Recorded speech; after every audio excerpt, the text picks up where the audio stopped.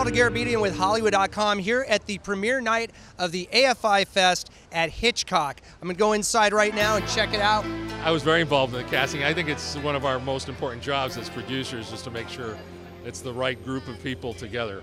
Certainly the director has the final say, but in this one, we all knew there was only one person who could play Alfred Hitchcock. It was Tony Hopkins, and we went to Tony.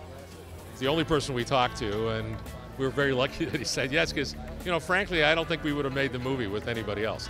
And once we had Anthony Hopkins, we said, well, who has the stature to stand up to him on screen and in life? That's got to be Dame Helen Mirren.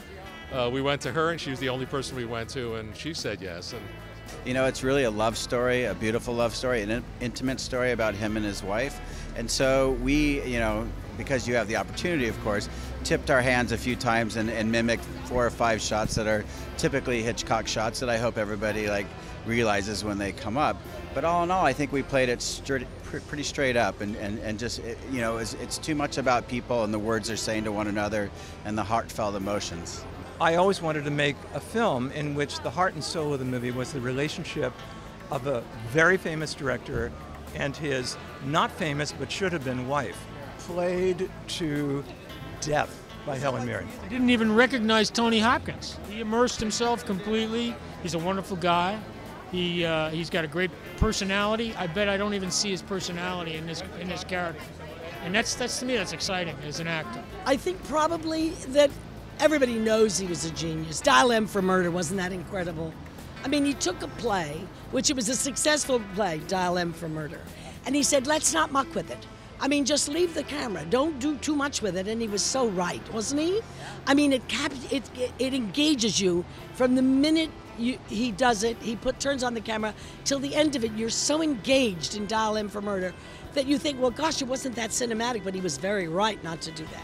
Your character didn't want this movie, right? You played the head of Paramount in the film? Barney Balaban was the very hard-nosed president and CEO of Paramount, and he hated the project, hated it. Hitchcock owed Paramount the movie, and I gave him many different possibilities, and he zeroed in on this novel by Robert Bloch, Psycho, had the script developed and said, this is what I want, and I said, no, this is perverse. Balaban he wanted to sell morality to America. And this was the late 50s, early 59, 60s. yeah. 59, yeah. 59. You know, things weren't open the way they are now.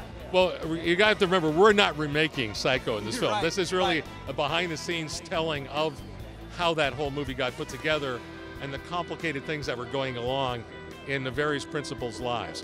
And so we do scenes, and so all the key players in Psycho are important characters in our film. And so, yes, certainly the Perkins character, played by James D'Arcy, was very important.